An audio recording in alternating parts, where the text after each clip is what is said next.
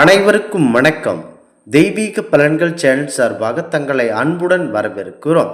இன்று நம் காணொலியில் காண விரும்புவது குரு பகவானுக்கு பிடித்த ராசிகளால் அவர்கள் வாழ்நாள் முழுவதும் குரு பார்வைப்பட்டு கோட்டீஸ்வரர்களாகவே இருக்கும் அதிசயம் பற்றி இந்த காணொலியில் விரிவாக பார்க்கலாம்.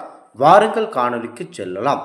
ஜோதிட சாஸ்திரத்தில் குரு பகவான் சுபகிரகமாக பார்க்கப்படுகிறார்.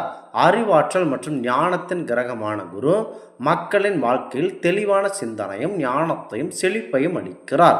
தேவகுரு பிருகஸ்பதி தேவர்களின் குரு என்று அழைக்கப்படுகிறார்.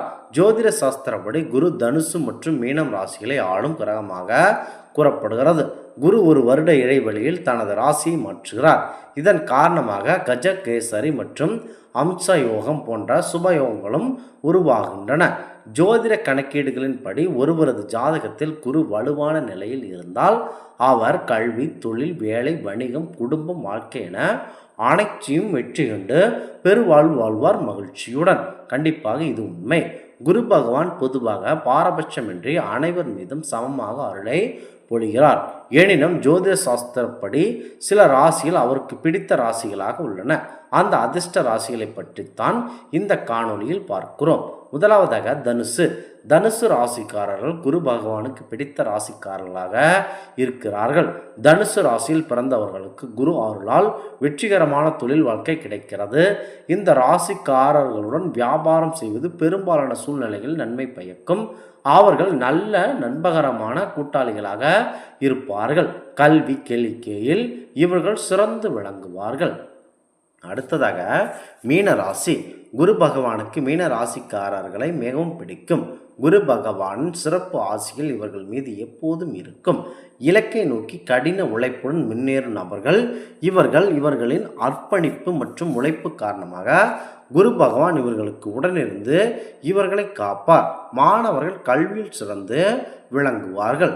குரு பகவான் தட்சிணாமூர்த்தி வடிவில் சிவபெருமானின் அம்சமாக பார்க்கப்படுகிறார்.